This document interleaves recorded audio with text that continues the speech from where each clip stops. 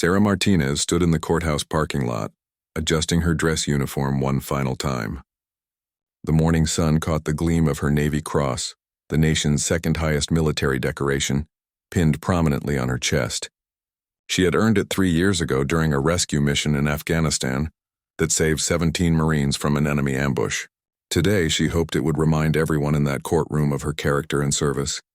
The custody battle had been raging for 8 months. Her ex-husband, Derek, was fighting for full custody of their 6-year-old daughter, Emma. Derek had never served in the military and had grown resentful of Sarah's deployments during their marriage. Now he was using her service record against her, claiming she was an unfit mother because of her violent military background and frequent absences. Sarah's lawyer, Janet Williams, had advised her to wear her dress uniform to court.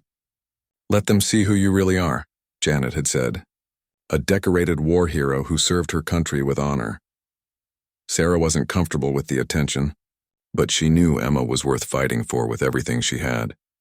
Walking through the courthouse doors, Sarah felt the familiar weight of responsibility on her shoulders. She had led Marines through combat zones, made life-and-death decisions under fire, and brought her team home safely. Yet somehow facing Judge Harold Brennan in family court felt more terrifying than any battlefield. The courtroom was already filling with people when Sarah arrived. Derek sat at the plaintiff's table with his expensive attorney, Marcus Reed. Derek wore an expensive suit and looked every bit the successful businessman he had become. He barely glanced at Sarah when she entered, but she caught the slight sneer on his face when he noticed her uniform. Judge Brennan was known throughout the county as a no-nonsense jurist who ran his courtroom with an iron fist. At 62, he was nearing retirement and had a reputation for being particularly harsh on what he called military types. He believed military personnel were too rigid and aggressive to be effective parents in civilian life. Sarah took her seat next to Janet, who whispered reassuringly, "Remember, just answer honestly and let your service record speak for itself." The gallery behind them was filled with Sarah's supporters, her parents, her sister, and several Marine buddies who had taken leave to be there for her. When Judge Brennan entered, everyone rose. He was a tall, imposing man with gray hair and cold blue eyes that seemed to take in everything at once. As he settled into his chair, his gaze fell on Sarah and lingered on her Navy Cross. His expression darkened noticeably. "Before we begin today's proceedings," Judge Brennan announced, his voice carrying across the silent courtroom, "I want to address something that I find highly inappropriate and disrespectful to this court." Sarah felt her stomach drop.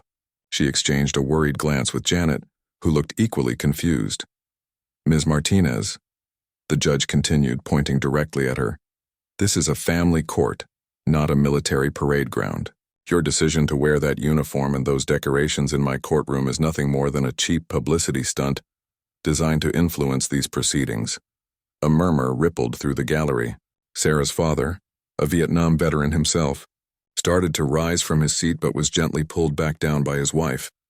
"Your Honor," Janet began, standing up, "my client has every right to wear her military uniform. She's proud of her service and her decorations are relevant to establishing her character." Judge Brennan's face reddened. "Don't lecture me about rights in my own courtroom, counselor. And as for character, I've seen enough military personnel come through here to know that violence and aggression don't make good parenting qualities." He turned back to Sarah, his voice rising with authority. "Ms. Martinez, I'm ordering you to remove that medal immediately. This court will not be turned into a stage for military propaganda. The Navy Cross has no place in a custody hearing about a little girl's future." The courtroom fell completely silent. Sarah felt as if the air had been sucked from her lungs. The Navy Cross wasn't just a decoration to her. It represented the sacrifice of the Marines she had served with, some of whom had paid the ultimate price. It symbolized her commitment to duty, honor, and protecting those who couldn't protect themselves. "Your Honor," Sarah said quietly, rising to her feet. "With respect, this medal represents my oath to defend and protect. That includes protecting my daughter. Are you defying a direct order from this court?" Judge Brennan's voice was ice cold. "I suggest you think very carefully about your next move. Ms. Martinez, your military career may be over, but I can still hold you in contempt." Sarah's hands trembled slightly as she reached toward the Navy Cross. Everything she had fought for, everything she believed in seemed to hang in the balance. The metal felt heavier than usual as her fingers touched it. Behind her, she could hear her Marine friends shifting uncomfortably in their seats. One of them, Sergeant Major Rodriguez, had served with her in Afghanistan. He knew what that medal meant, what she had done to earn it. The silence in the courtroom was deafening. Derek was smiling now, clearly enjoying watching his ex-wife being humiliated. His attorney whispered something in his ear, and Derek nodded approvingly. This was exactly what they had hoped would happen. Sarah being portrayed as someone who couldn't follow civilian authority. As Sarah's fingers worked to unpin the Navy Cross, she thought about Emma. Her little girl was in school right now, unaware that her mother's honor was being stripped away in a sterile courtroom. Emma had always been proud when Sarah told her bedtime stories about the brave Marines she had served with. The courtroom door suddenly opened with a loud creak, but Sarah was too focused on the judge's stern gaze to notice. She was almost finished removing the medal when a strong, commanding voice cut through the tension like a knife through silk. "Belay that order, Marine." Everyone in the courtroom turned toward the voice. Sarah's hands froze on her Navy Cross as she looked over her shoulder. Standing in the doorway was a figure that would change everything, a man whose presence commanded instant respect and whose arrival would shift the entire balance of power in Judge Brennan's courtroom. Colonel James McCready stood in the doorway like a force of nature. At 58, he was a living legend in the Marine Corps, with silver hair and steel-gray eyes that had seen combat in 3 different wars. His dress blue uniform was immaculate, and his chest displayed a rainbow of ribbons that told the story of a lifetime dedicated to service. Most prominently displayed was his own Navy Cross, earned during the Battle of Fallujah. The moment Colonel McCready stepped into the courtroom, every Marine in the gallery instinctively straightened. Sergeant Major Rodriguez actually started to come to attention before catching himself. Even Derek's expensive attorney seemed to sense that someone important had just entered the room. "I said belay that order, Gunnery Sergeant Martinez," Colonel McCready repeated, his voice carrying the authority of someone accustomed to being obeyed without question. He walked down the center aisle with measured steps, his eyes locked on Judge Brennan. Sarah's hands fell to her sides, leaving the Navy Cross pinned to her chest. She had never met Colonel McCready personally, but every Marine knew his reputation. He was the kind of officer who would walk through hell for his Marines, and apparently, he was willing to walk into a hostile courtroom for one, too.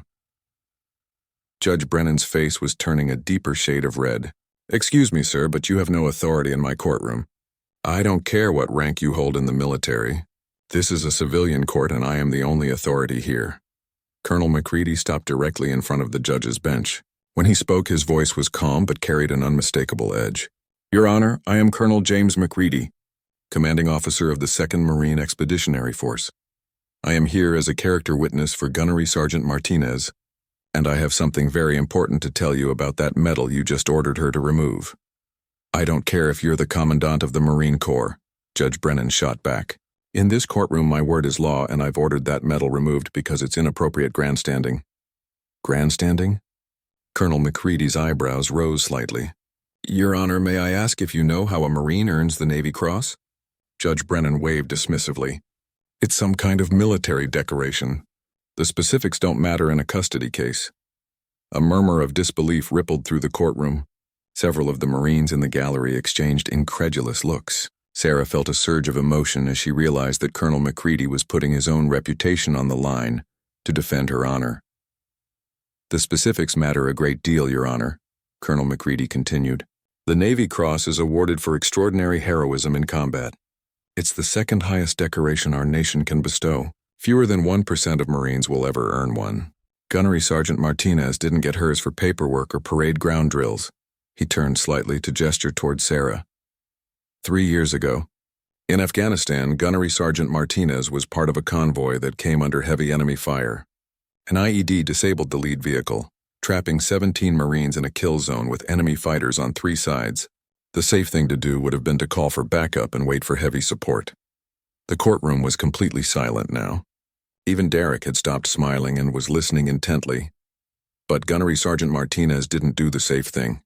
Colonel McCready continued. She grabbed a squad automatic weapon and laid down suppressing fire while organizing an evacuation under direct enemy contact. She made 7 trips into that kill zone, carrying wounded Marines to safety. On her final trip, she went back for a 19-year-old Marine named Tommy Chen, who was trapped under the destroyed vehicle. Sarah closed her eyes, remembering that day. The heat, the noise, the smell of burning fuel and gunpowder. Most of all, she remembered Tommy's face when she told him she wasn't leaving him behind. The enemy fighters had her position zeroed in, Colonel McCready said, his voice growing more intense. She was taking fire from multiple directions, but she wouldn't leave that boy. She used her own body to shield him while she worked to free his legs from the wreckage. It took her 12 minutes to get him out, and she was hit twice during the extraction. Judge Brennan was leaning forward now, clearly caught up in the story despite himself. When the rescue helicopter finally arrived, Gunnery Sergeant Martinez refused medical attention until every one of her Marines was loaded aboard. Only then did she allow the medics to treat her wounds. 17 Marines went home to their families that day because of her actions. Tommy Chen is alive today because she refused to leave a fellow Marine behind. Colonel McCready paused, letting the weight of his words settle over the courtroom. That medal you ordered her to remove? It represents the highest values of courage, honor, and selfless devotion to protecting others. If those aren't the qualities you want in a parent, Your Honor, then I honestly don't know what is. Derek was shifting uncomfortably in his seat. His attorney was whispering urgently in his ear, probably advising him that this testimony wasn't going the way they had hoped. Furthermore, Colonel McCready continued, I find it deeply troubling that you would dismiss military service as irrelevant to character. The men and women who serve in our armed forces take an oath to support and defend the Constitution of the United States. They put their lives on the line to protect the freedoms that allow this court to exist. Judge Brennan was clearly struggling with how to respond. His usual authority seemed diminished in the face of Colonel McCready's quiet but powerful presence. I've read the court filings in this case, Colonel McCready said. The plaintiff claims that Gunnery Sergeant Martinez's military service makes her unfit as a mother. Let me tell you what I see when I look at her service record. I see someone who has never failed to complete a mission. I see someone who puts the welfare of others before her own safety. I see someone who leads by example and inspires those around her to be better than they thought they could be. Turned to look directly at Sarah. I see someone who would die before letting harm come to someone under her protection. If that's not exactly the kind of person you want raising your child, then I don't understand parenthood at all. Sarah felt tears welling up in her eyes. She had spent months feeling like she had to defend her service, as if being a Marine somehow made her less qualified to be a mother. To have someone of Colonel McCready's stature stand up for her meant more than she could express. The gallery behind her was completely quiet, but she could feel the support of her fellow Marines. They understood what that Navy Cross meant, what she had been through to earn it, and now, thanks to Colonel McCready, the whole courtroom was beginning to understand as well. Judge Brennan cleared his throat, clearly uncomfortable with the way the proceedings had shifted. The confident authority he had displayed earlier was gone, replaced by uncertainty as he faced a decorated war hero who wasn't intimidated by his judicial robes. Judge Brennan sat back in his chair, clearly wrestling with how to regain control of his courtroom. The authority he had wielded so confidently just minutes earlier seemed to have evaporated in the face of Colonel McCready's powerful testimony. The silence stretched uncomfortably as everyone waited for his response.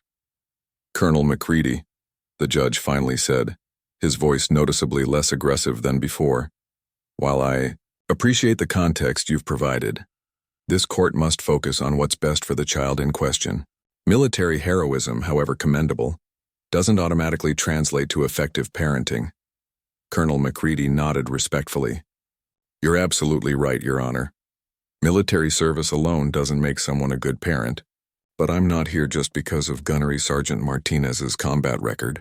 I'm here because I've had the privilege of observing her as both a Marine and a mother. He reached into his jacket and withdrew a manila folder. With the court's permission, I'd like to share some additional information that directly relates to her parenting abilities. Judge Brennan gestured for him to continue, though he still looked wary. 2 years ago, our base hosted a family readiness event, Colonel McCready began. Hundreds of Marines brought their spouses and children for a day of activities designed to help families understand military life. I was observing the events when I noticed a commotion near the children's area. Sarah remembered that day vividly. It had been one of the few weekends Derek had allowed Emma to attend a military function. A 7-year-old boy had wandered away from his parents and fallen into the base's ornamental pond. Colonel McCready continued. The child couldn't swim, and he was panicking in about 4 feet of water. Several adults were shouting and looking for help, but most people just froze. The colonel's eyes found Sarah in the courtroom. Gunnery Sergeant Martinez didn't freeze. She immediately handed her own daughter to another parent and dove into that pond fully clothed.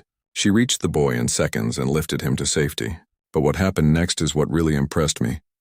Derek was frowning now, clearly uncomfortable with where this story was heading. The boy was hysterical and soaking wet, Colonel McCready said. His parents were still making their way through the crowd. Gunnery Sergeant Martinez sat with him on the edge of the pond, took off her own jacket to wrap around him, and started talking to him in the gentlest voice I've ever heard from a Marine. The colonel paused, consulting his notes. I was close enough to hear what she said.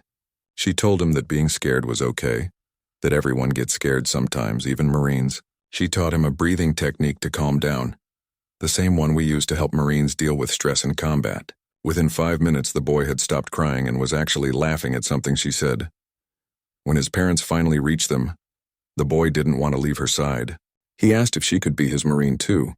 Gunnery Sergeant Martinez spent the next hour with that family, making sure the boy was completely comfortable and teaching his parents the calming techniques she had used. Judge Brennan was listening intently now, his earlier hostility replaced by what appeared to be genuine interest. But the most remarkable part, Colonel McCready continued, was watching her with her own daughter throughout all of this. Emma was 6 at the time, and instead of being upset that her mother's attention had been diverted to another child, she was beaming with pride. She kept telling other kids, "That's my mommy and she saves people." Sarah felt her heart swell with emotion. Emma had been so proud that day, telling everyone who would listen about her heroic mother. I made it a point to observe Gunnery Sergeant Martinez more closely after that incident, Colonel McCready said. During her deployment preparations, when many Marines were stressed about leaving their families, she was always calm and organized. She had detailed plans for Emma's care, backup plans for every contingency, and she spent hours making recordings of herself reading bedtime stories so Emma could hear her voice every night. Derek's attorney, Marcus Reed, stood up. Your Honor, while these stories are touching, they're also anecdotal and don't address the fundamental concerns about military lifestyle disrupting stable parenting. Colonel McCready turned to face the attorney directly. You raise an important point, Counselor. Let me address the deployment issue specifically. He opened his folder again. Gunnery Sergeant Martinez has been deployed 3 times since her daughter was born. Each deployment lasted approximately 7 months. During those deployments, she video called Emma every single day, sometimes multiple times depending on the time difference. She arranged her patrol schedules around Emma's bedtime so she could read stories via video chat. She sent care packages to Emma every week, often containing items she had made by hand during her off-duty hours, and she coordinated with the school to provide educational support remotely. The colonel's voice grew more passionate. Most importantly, she involved Emma in understanding her service. She didn't just disappear for months at a time. She explained, in age-appropriate terms, why Marines deploy and how they help people around the world. Emma wasn't just a military child left behind. She was a proud Marine daughter who understood that her mother was serving something bigger than herself. Sarah remembered those video calls, the highlight of her days during deployment. Emma would save up stories from school, drawings she had made, and new dance moves she had learned, all to share during their nightly conversations. I've personally observed dozens of military families over my 30-year career, Colonel McCready continued. I can tell you with absolute certainty that Emma Martinez is one of the most well-adjusted, confident, and emotionally mature children I've ever encountered. She's not damaged by her mother's service. She's strengthened by it. Judge Brennan was taking notes now, his pen moving quickly across his legal pad. There's something else this court should consider, Colonel McCready said. Gunnery Sergeant Martinez could have left the Marine Corps years ago. With her experience and decorations, she could have easily transitioned to a high-paying civilian career with no deployments. But she chose to stay because she believes in serving something greater than herself. That's the kind of value system she's passing on to her daughter. Derek was whispering urgently with his attorney, clearly agitated by the way the testimony was going. His carefully constructed narrative about Sarah being an unfit military mother was crumbling under the weight of Colonel Macready's detailed observations. "Your Honor," the colonel concluded, "I've commanded thousands of Marines in my career. I've seen the best and worst of military personnel. Gunnery Sergeant Sarah Martinez represents everything that is finest about military service and American motherhood. The Navy Cross she wears isn't just a decoration. It's a symbol of her unwavering commitment to protecting those who need protection. And right now, the person who needs her protection most is her 6-year-old daughter." The courtroom was completely silent as Colonel Macready returned to his seat in the gallery. Judge Brennan sat staring at his notes, clearly processing everything he had heard. The confident authority with which he had started the proceedings was gone, replaced by what appeared to be genuine thoughtfulness about the case before him. The atmosphere in the courtroom had shifted dramatically. Judge Brennan cleared his throat and looked down at his notes, then back up at Sarah. For the first time since the proceedings began, his expression seemed almost apologetic. "Ms. Martinez," he said slowly, "I believe I may have spoken hastily earlier regarding your uniform and decorations. Please accept my reconsideration of that order." Sarah nodded respectfully, her hand unconsciously moving to touch her Navy Cross. The weight of it felt different now, not just as a personal burden, but as a symbol that had been properly honored and understood.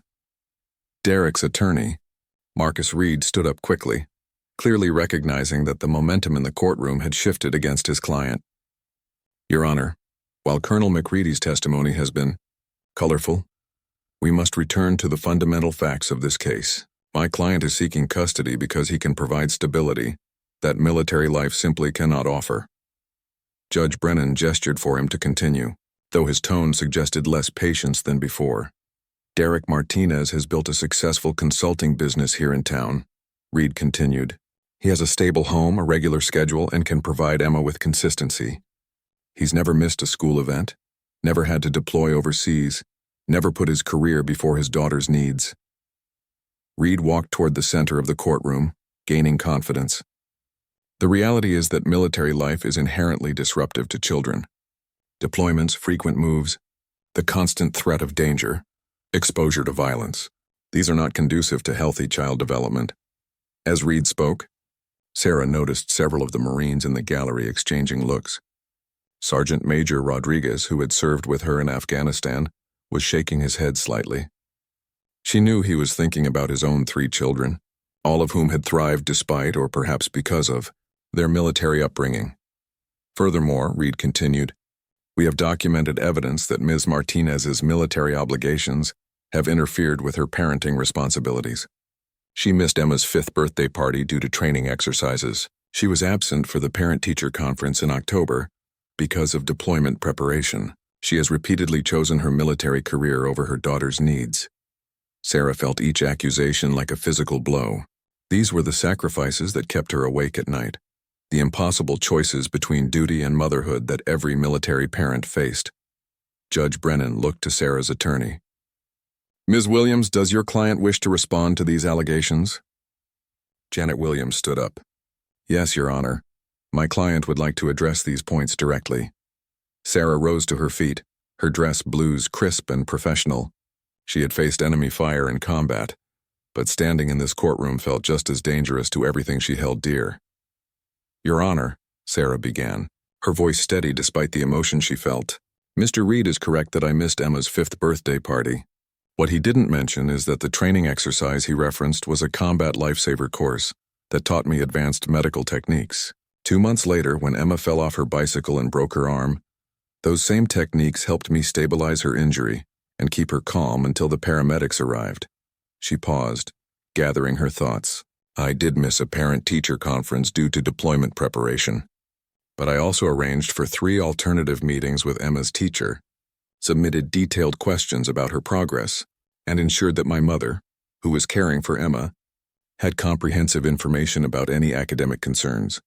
Derek was frowning, clearly uncomfortable with Sarah's calm, factual responses. "Military life does require sacrifices," Sarah continued, "but it also teaches values that I believe are essential for raising a strong, confident child. Emma has learned that sometimes we must serve something bigger than ourselves. She's learned that promises matter, That when you give your word, you keep it, no matter how difficult that becomes. Sarah's voice grew stronger as she spoke. Emma has traveled more and experienced more cultures than most adults.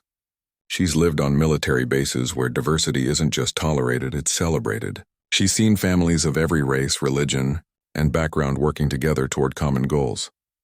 Judge Brennan was listening intently, occasionally making notes. "My daughter has learned that heroes aren't just characters in movies," Sarah said. "She's met real heroes, Marines who've served in combat, who've risked everything to protect others. She understands that freedom isn't free, and that some people are willing to pay the price to preserve it." Sarah turned slightly to look at Derek. "My ex-husband sees my deployments as abandoning our daughter. I see them as showing her that some responsibilities are so important that personal sacrifice is not only acceptable, it's necessary. When Emma is older and faces difficult choices in her own life, she'll know that doing the right thing sometimes requires courage. But most importantly," Sarah continued, turning back to Judge Brennan, "Emma has learned that her mother would move heaven and earth to protect her. The same determination that drove me to save 17 Marines in Afghanistan drives me to be the best mother I can be. Military training doesn't make me less nurturing. It makes me more focused, more disciplined, and more committed to the mission of raising a strong, independent young woman." The courtroom was silent as Sarah finished speaking. Even Derek seemed to be considering her words seriously for the first time. "Your Honor," Sarah added, "I'm not asking this court to choose between military service and motherhood. I'm asking you to recognize that they can strengthen each other. My service has made me a better mother, just as being a mother has made me a better Marine." As Sarah sat down, Janet Williams stood up. "Your Honor, we'd like to call our next witness.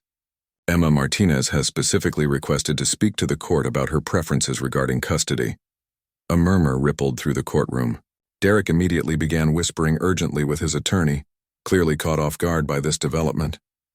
"Your Honor," Marcus Reed objected, "the child is only 6 years old. Surely she's too young to make informed decisions about custody arrangements." Judge Brennan considered this for a moment. "While it's unusual, I'm willing to hear what the child has to say, provided she's comfortable speaking. However, I want to make it clear that her preferences, while important, are just one factor in determining what's best for her welfare." Janet Williams nodded. "We understand, Your Honor. Emma is waiting outside with the court-appointed guardian ad litem. She's been prepared for this conversation and is eager to share her thoughts." As the guardian ad litem went to bring Emma into the courtroom, Sarah felt her heart racing. Everything had led to this moment. Her decorated military career, Colonel McCready's powerful testimony, Derek's accusations, all of it would ultimately be weighed against the simple truth of what was best for her daughter. The courtroom door opened, and Emma Martinez walked in, holding the hand of Mrs. Patricia Collins, the court-appointed guardian who had been working with both families for the past month. Emma was wearing her favorite blue dress and had her hair in 2 neat braids. Despite the formal setting, she walked with the confident bearing of a child who had grown up around Marines. Emma Martinez walked into the courtroom with the quiet confidence of a child who had been raised to speak up for herself. At 6 years old, she was small for her age, but her posture was straight and her eyes were alert as she looked around the formal setting. When her gaze found her mother in dress blues, a smile spread across her face, and she gave a small wave. Judge Brennan had arranged for a child-sized chair to be placed near his bench away from both parties' tables. He smiled down at Emma as she settled into the seat, her feet dangling several inches from the floor. "Hello, Emma," Judge Brennan said, his voice much gentler than it had been throughout the proceedings. "My name is Judge Brennan. Do you know why you're here today?" Emma nodded solemnly. "Mrs. Collins explained that you need to decide where I should live. She said I could tell you what I think about it." "That's right," the judge confirmed. "There are no wrong answers here, Emma. I just want to understand how you feel about your family situation. Can you tell me about living with your mom?" Emma's face lit up immediately. "Living with Mommy is the best. She reads me stories every night, even when she's far away on the computer, and she teaches me cool stuff like how to be brave when I'm scared and how to help other people." She paused, gathering her thoughts like a much older child. "When Mommy goes away for her Marine job, I miss her a lot. But she always calls me and she sends me letters and packages. And when she comes home, we have the best time ever." We go to the park and she teaches me marine exercises, but the fun kind, not the scary kind. Judge Brennan made notes as Emma spoke. What about living with your dad, Emma? Can you tell me about that? Emma's expression became more subdued, though she clearly tried to remain positive. Daddy's house is really nice, and he takes me to fancy restaurants. He buys me lots of toys and clothes. He says I can have whatever I want if I live with him all the time. That sounds nice, Judge Brennan said carefully. How do you feel when you're at your dad's house? Emma fidgeted with the hem of her dress. It's okay, but it's kind of boring. Daddy works a lot on his computer even when I'm there, and his girlfriend Kelly doesn't really like kids very much. She says I'm too loud when I play. Derek shifted uncomfortably in his seat. Sarah had met Kelly only briefly, but Emma's assessment matched her own observations. Daddy gets mad when I talk about Mommy's marine job, Emma continued. He says it's not appropriate for little girls to think about fighting and war. But Mommy doesn't fight for fun. She fights to protect people like superheroes do. Emma's voice grew more animated as she spoke about her mother's service. Mommy saved 17 Marines in Afghanistan? That's like saving 17 people's daddies or mommies or brothers. Colonel Rodriguez told me that some of those Marines have little kids too, and now they get to go home and hug their kids because my mommy was brave. Judge Brennan glanced toward the gallery where Sergeant Major Rodriguez sat. Recognizing him from Emma's testimony, Emma, the judge said gently, some people think that military life might be too difficult or scary for children. How do you feel about your mom being a Marine? Emma straightened in her chair, her expression becoming serious. I'm not scared of Mommy being a Marine. I'm proud. Do you know what aura means? Judge Brennan shook his head, clearly curious. It means I heard you and I'll do it in Marine language, Emma explained proudly. Mommy taught me that Marines always keep their promises. When Mommy says she'll do something, she always does it. Always. She paused, thinking carefully. Daddy makes promises too, but sometimes he forgets. Like when he promised to take me to the zoo, but then he had to work instead. Mommy never forgets her promises, even when it's really hard. Can you give me an example of that, Emma? Judge Brennan asked. Emma nodded enthusiastically. Last year, Mommy promised to come to my school's Thanksgiving play. But then the Marines said she had to do a really important training thing at the same time. Daddy said she would have to choose work over me, like always. Derek's face reddened, clearly remembering the incident. But you know what Mommy did? Emma continued. She talked to her boss Marine and explained about the play. Then she did the training thing early in the morning, drove really fast to my school, watched my whole play, and then drove back to finish her Marine work. She was super tired, but she kept her promise. Sarah remembered that day vividly. She had been running on 3 hours of sleep and had to drive over an hour each way. But seeing Emma's face when she walked into that school auditorium had made every minute worth it. That's when I knew that being a Marine mom was special, Emma said. Regular moms just do regular jobs. But Marine moms protect the whole world and still come to your Thanksgiving play. Judge Brennan was writing extensively now, clearly moved by Emma's testimony. Emma, if you could choose where to live, what would you choose? He asked. Emma looked directly at her mother, then at her father, then back at the judge. I love both my parents, but I want to live with Mommy. When I grow up, I want to be strong and brave like her. I want to help people and keep my promises and never give up, even when things are really hard. She paused, then added quietly, Daddy loves me, but he wants me to be quiet and normal. Mommy loves me and wants me to be the best Emma I can be, even if that means being loud sometimes or asking too many questions or wanting to learn Marine stuff. Is there anything else you'd like to tell me, Emma? Judge Brennan asked. Emma nodded firmly. Mommy's medal isn't just shiny. It means she's a hero. And heroes make the best moms because they know how to protect their kids from anything. She looked directly at Derek, her expression sad but determined. I'm sorry, Daddy, but I need a mom who teaches me to be brave, not a mom who teaches me to be scared of everything. The courtroom was completely silent as Emma finished speaking. Even Derek's attorney seemed at a loss for words. The simple honesty of a 6-year-old had cut through all the legal arguments and expert testimony to reveal the heart of the matter. As Mrs. Collins helped Emma down from the chair, she walked over to both her parents. She hugged Derek first, whispering something in his ear that made him close his eyes and nod. Then she went to Sarah, who knelt down to receive her daughter's embrace. I told everyone about your medal, Mommy. Emma whispered. I told them you're a hero. Sarah held her daughter tightly. feeling the weight of the Navy Cross not as a burden, but as a symbol of everything she had fought for and everything she would continue to fight for. Her daughter understood, even if the courtroom hadn't initially. That understanding was worth more than any legal victory. Judge Brennan sat quietly for several minutes after Emma left the courtroom, reviewing his notes and clearly wrestling with the decision before him. The transformation in his demeanor since the beginning of the proceedings was remarkable. The man who had opened the session by demanding Sarah remove her Navy Cross now seemed to understand the full weight of what that medal represented. "I'm going to recess for 30 minutes to review all the testimony," Judge Brennan announced. "When we reconvene, I'll deliver my decision regarding custody arrangements."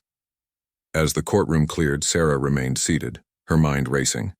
Emma's testimony had been powerful, but she knew that family court decisions were complex. Derek still had valid points about stability and his financial resources. Despite Colonel McCready's passionate defense and Emma's clear preference, there were no guarantees. Derek approached her as people filed out. For the first time in months, he didn't look angry or resentful. Instead, he seemed tired and perhaps a little ashamed. "Sarah," he said quietly, "I need to apologize." Sarah looked up, surprised. "Derek, you don't have to." "Yes, I do," he interrupted. "Listening to Emma today, hearing what she really thinks, I realized I've been fighting for the wrong reasons." He sat down in the chair next to her. "I was angry about the divorce, angry about feeling left out of your military life, angry about coming second to your career. I convinced myself that meant you were a bad mother, but that was never true." Sarah studied his face, seeing genuine remorse there. "We both made mistakes during our marriage, Derek. Military life is hard on families. But you never stopped being an amazing mother," Derek said. "Even during the worst of our fights, even when I was trying to undermine you in court, Emma always talked about you like you hung the moon. I thought I could change that, make her see you the way I saw you when I was angry." He paused, looking toward the door where Emma had exited. "But she sees you the way you really are, a hero, and she's proud of that in a way I never understood." Derek stood up slowly. "I'm going to talk to Marcus. I think it's time to stop fighting and start figuring out what's actually best for Emma." Before Sarah could respond, Derek walked away to confer with his attorney. Colonel McCready approached from the gallery, his expression serious but kind.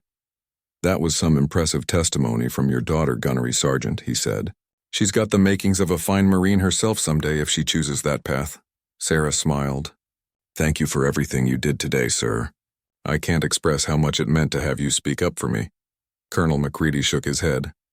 "I didn't speak up for you, Marine. I spoke up for the truth. There's a difference. Your record speaks for itself, and anyone who takes the time to really look at it can see what kind of person you are." When court reconvened, Judge Brennan's demeanor was completely different from the man who had started the proceedings. He looked directly at Sarah as he began to speak. "This case has been a learning experience for this court," he began. "I started today with preconceived notions about military personnel and their fitness as parents. I'm not proud of that bias, and I want to publicly acknowledge that my initial treatment of Ms. Martinez was inappropriate and disrespectful." A murmur rippled through the gallery. It was rare for a judge to admit error so directly. "The testimony I've heard today has challenged my assumptions and forced me to confront my own prejudices." Colonel McCready's description of Ms. Martinez's military service and character, combined with the mature and honest testimony of Emma Martinez herself, has painted a clear picture of a family situation that is far more complex than the initial filing suggested.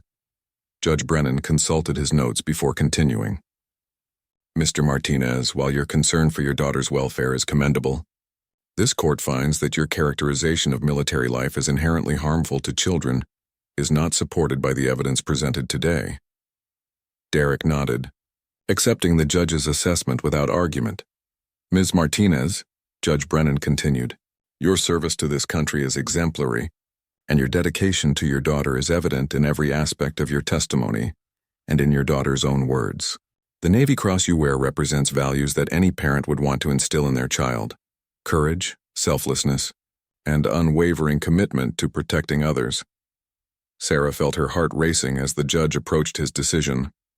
"However," Judge Brennan said, "this court also recognizes that divorce is difficult for children, and that Emma benefits from having a relationship with both parents. Therefore, this court awards primary physical custody to Ms. Martinez, with generous visitation rights for Mr. Martinez. Relief flooded through Sarah, but Judge Brennan wasn't finished. Furthermore, he continued, this court is ordering that both parents attend co-parenting counseling to ensure that Emma's best interests remain the priority. Mr. Martinez, your daughter clearly loves you, but she also clearly needs to maintain her relationship with her mother's military, community, and to take pride in her mother's service. He looked sternly at Derek. Any future attempts to disparage Ms. Martinez's military service in front of the child will be considered a violation of this custody order. Judge Brennan's expression softened as he concluded. Emma Martinez is a remarkable young girl who has clearly been raised with strong values and a healthy sense of self-worth. She is proud of her mother's service, and this court sees no reason why she shouldn't be. Military families make tremendous sacrifices for our country, and children like Emma are part of that sacrifice. They deserve our respect and support, not our criticism. He banged his gavel once. This court is adjourned. As people began to file out of the courtroom, Sarah sat for a moment, overwhelmed by emotion. She had won, but more importantly, Emma's voice had been heard and respected. Derek approached her one final time. Congratulations, Sarah, you deserve this. Thank you, Sarah said. And Derek? Emma loves you too. We can make this work for her sake. Derek nodded. I'd like that. Maybe it's time I learned more about what being a military family really means. As Sarah walked out of the courthouse, still in her dress blues with her navy cross gleaming in the afternoon sun, she felt Emma's small hand slip into hers. Mommy, are you happy? Emma asked. Sarah knelt down to her daughter's level. I'm very happy, sweetheart. But more than that, I'm proud of you. You were very brave in there today. Emma grinned. I learned from the best Marine I know. As they walked toward the parking lot, Colonel McCready fell into step beside them. Gunnery Sergeant, I have a feeling Emma's going to grow up knowing exactly what it means to be strong, courageous, and true to her principles. Sarah looked down at her daughter, then at the Navy Cross on her chest, and finally at the flag flying over the courthouse. For the first time in months, everything felt exactly as it should be. Ura, sir, she said quietly. Ura, Mommy, Emma echoed, making both Marines smile. The judge had demanded she remove her Navy Cross, but in the end, it had been that very medal and everything it represented that had secured her daughter's future. Sometimes the things that make us different are exactly the things that make us strong.